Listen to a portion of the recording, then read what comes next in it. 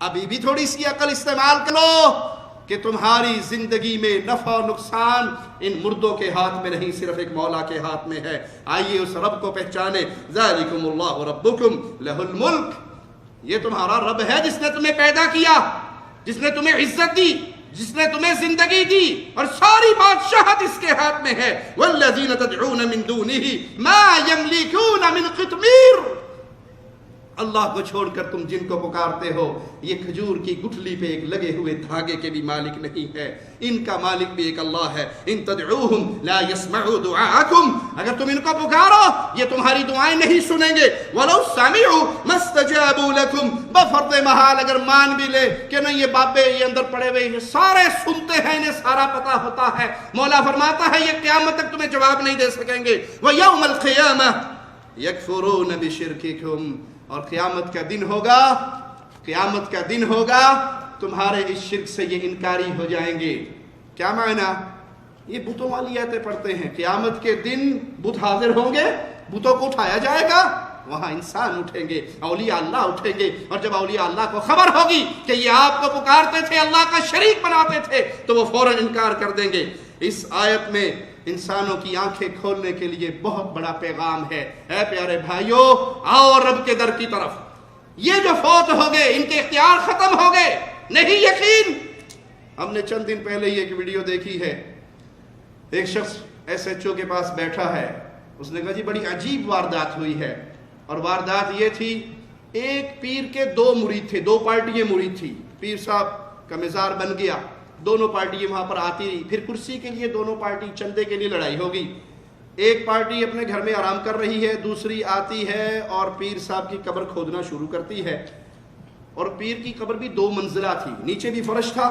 وہ بیٹھ گیا، انہوں نے اوپر ہی مٹی اور ڈال کے پھر اس کو اور اونچی کر دی، اوپر والا فرش بھی پھاڑا، نیچے والا فرش بھی پھاڑا، اور نیچے سے پیر کی قبر سے صرف چند ہڈیاں نکلی۔ یہ ہمارا جملہ نہیں ہے، یہ ایس ایچ او کا جملہ ہے کہ چند ہڈیاں، سر کی تھوڑی سی ہڈی تھی اور کچھ ٹانگوں کی، کوئی ریڑھ کی ہڈی کی تھوڑے تھوڑے ٹکڑے تھے، وہ ان مریدوں نے اٹھائے اور سکھر لے کے جا رہے تھے۔ یہ پنجاب کا واقعہ ہے، وہ سندھ لے کے جا رہے تھے کہ وہاں دفنائیں گے اور بڑا سارا مزار بنائیں گے، کہ راستے میں پولیس کو رپورٹ ہو گئی، چھاپا مارا اور وہ لوگ گرفتار ہو گئے۔ یہ ایک عجیب و غریب سا واقعہ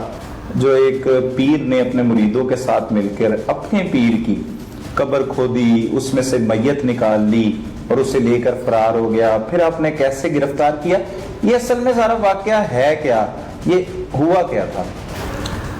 بسم اللہ الرحمن الرحیم۔ یہ ایکچولی اس دن تقریباً 10-10:30 بجے کے قریب 15 پہ کال ہوئی ہے کہ اس طرح قبر میں سے نا ڈیڈ باڈی نکال لی گئی ہے، پھر میں اور میرا ایس ایچ او ہم لوگ فوری طور پہ وہاں پہ پہنچے تو کافی کراؤڈ جمع تھا جو نعرے بازی بھی کر رہا تھا، پر ہم نے دیکھا، جا کے جب دیکھا تو پہلے تو ہم نے سمجھا کہ شاید کوئی عام قبر ہے یا کوئی چھوٹا موٹا کوئی ایسے کوئی واقعہ ہو گیا تو ڈیڈ باڈی بھی اندر ہی ہوگی، لیکن جب ہم وہاں پہ پہنچے ہیں تو ہم نے دیکھا پہلے باقاعدہ وہ ایک دربار بنا ہوا تھا جس کے اندر جس طرح عام قبریں ہوتی ہیں پکی قبریں، اس طرح کی وہ پکی قبر تھی، لیکن وہ توڑ دی گئی تھی، پورے کا پورا فرش جو ہے نا وہ توڑا ہوا تھا، اور تقریباً کوئی 10 سے 12 فٹ کا جو ایریا ہے وہ پکا ایریا جو ہے وہ توڑا گیا تھا سارا، اور اس کے بعد پھر نیچے تقریباً 4 فٹ نیچے مٹی تھی، اس کے بعد پھر ایک فرش تھا، یہ وہ فرش تھا جو قبر جب شروع میں بنی ہے تو وہ ڈلا ہوا تھا، جو فرش ڈلا ہوا تھا، وہ جب نیچے رہ گئی جگہ پھر انہوں نے دوبارہ اوپر مٹی ڈال کے ایک پھر اوپر فرش ڈال دیا، انہوں نے پہلا فرش توڑا، پھر وہ دوسرا فرش توڑا، اور پھر جو نیچے قبر تھی وہ باقاعدہ جس طرح اب قبریں تیار ہوتی ہیں، چونکہ 1975 کی بات ہے، تب میرا نہیں خیال تھا، تب لہک والی قبریں بنتی تھی، تو یہ بھی اسی طرح اینٹوں کی پکی قبر بنی ہوئی تھی، اور اس کے اوپر انہوں نے ڈاٹ ڈالی ہوئی تھی، انہوں نے ڈاٹ توڑی ہے، ڈاٹ توڑنے کے بعد اندر سے جو ان کو وہ پیر صاحب جو تھے ان کی ہڈیاں وغیرہ جتنی تھی وہ انہوں نے نکال کے، تو ہمیں تو اس وقت نہیں پتہ چلا، لیکن وہ جو بتانے والے اس وقت بتا رہے تھے کہ تابوت تھا، جس کی کچھ لکڑیاں جو ہیں وہ بھی وہاں پہ موجود تھیں۔ پھر جب ہم نے لوگوں نے یہ اشتعال دیکھا تو وہ جو ارشد نام کا آدمی تھا وہ ہمیں ملا، اس نے ہمیں پھر یہ بات بتائی کہ جی اس طرح تھا کہ جب یہ پیر صاحب ایکچولی یہ مالی کا کام کرتے تھے، یہ پیکو روڈ کے اوپر، یہاں پہ شالیمار کے علاقے میں نہیں، پیکو روڈ ادھر کو لکھپت کے علاقے میں، اچھا، تو وہاں پہ یہ کام کرتے تھے کسی نرسری کے اوپر، مالی تھے لیکن یہ پیری مریدی کرتے تھے، उस पीरी मुरीदी के दौरान ही इनके को 10, 15 या 20 जितने भी मुरीद इनके बन गए। जब ये इनका वफात का वक्त करीब आया तो इनको ऑलरेडी जिस तरह वो होता है कि बीमारी शुमारी हुई होगी या जो भी हुआ है, तो इन्होंने अपने पीरों को, अपने जितने मुरीद हैं इनको इकट्ठा किया, इनको इकट्ठा करके कहा कि भाई अगर आप लोगों के पास कोई जगह होगी तो आप लोगों ने मुझे अपनी जगह पे दफनाना है, अगर ना हुई तो फिर मुझे दरिया बुर्द कर देना। अच्छा। तो उसमें जो अरशद है, इसकी जो दादी थी वो भी उनकी मुरीद थी। इन्होंने फिर जब अपने घर बात की इनकी दादी ने, तो इन्होंने अग्री किया कि 3-3.5 कनाल के करीब जो जगह थी वो इन्होंने इनके लिए वक्फ कर दी, उसमें इनको दफना दिया गया। तो फिर इनका ये कौन सी जगह पे जगह है? ये इधर करोल घाटी के पास शालामार जो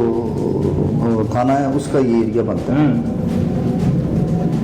तो वहाँ पे इनका एक और मुरीद था जलील नामी, तो उसका भी आना जाना था, और उसने आके थोड़ा अपनी वो जो गद्दी टाइप बना के, तो वहाँ पे जो फंड्स को थोड़े बहुत होते थे, क्योंकि एक ही कब्र थी, मजीद कोई कब्र थी नहीं, थोड़े बहुत पैसे इकट्ठे होते थे, वो जो जलील है ये रख लेता था। अच्छा। ये 2008 में इन्होंने कहा, क्योंकि ये जो थे इनके भी कोई हालात इतने को अच्छे माली नहीं थे उस वक्त, तो ज़मीनें आपको पता कि उनकी इतनी कोई कीमत नहीं थी। फिर आहिस्ता आहिस्ता ज़मीनें जब महंगी हुई हैं तो फिर इनका भी थोड़ा सा हाथ सीधा हो गया, जिसमें इन्होंने वहाँ पे थोड़ा बहुत खर्च करना शुरू कर दिया, ये अरशद वगैरह ने। और जब 2008 आया तो उसमें फिर उन्होंने इसको मना कर दिया कि भाई आपने ये पैसे नहीं लेने। और ये वहाँ पे बताने में जो चीज़ आई है वो ये थी कि वहाँ पे जो औरतें वगैरह आती थी उनसे दबवाता था, जो इन्हें नागवार गुजरा। इन्होंने कहा कि आपने यहाँ पे ये काम नहीं करना। अच्छा। आप यहाँ पे 100 दफ़ा आएँ, जो मर्जी आएँ, जब मर्जी आएँ, ये आपके भी पीर हैं, हमारे भी पीर हैं, तो लेकिन ये वाला काम नहीं होगा यहाँ पे, और ना ये गद्दी वाला काम होगा। उनसे जो गुफ्तगू हुई है दौरान हिरासत, उनका कहना था कि उन्होंने, जो पीर साहब लाल शाह साहब हैं तो जो वफात पा चुके हैं, उन्होंने अपनी ज़िंदगी में इन्हें 14 साल की उम्र में खुद मुरीद बनाया था, गद्दी नशीन अनाउंस कर दिया था बाकायदा तौर पर। इसने वहाँ से जितने भी अपने मुरीदैन थे इनको तैयार करके तो ये प्लान किया कि भी मैं यहाँ से बॉडी निकालूंगा और जाके हम सखर में दफनाएंगे। अच्छा। ए प्यारे भाई, ए कब्रों पे गिरने वाले, ए कब्रों की ढेरियों पे आके रोने पीटने वाले, इनके पल्ले में कुछ होता या यहाँ कुछ होता तो कम से कम अपनी जान का दिफा तो कर लेते। इनके नाम क्या है? ये मुर्दा है, ये फौजशुदा है, ये कब्र की मट्टी में मिल गए हैं। इनको आके पुकारते हो, किसको छोड़कर? अल्लाह को छोड़कर। वो अल्लाह जिसने बारहा अपने बंदों की मदद की।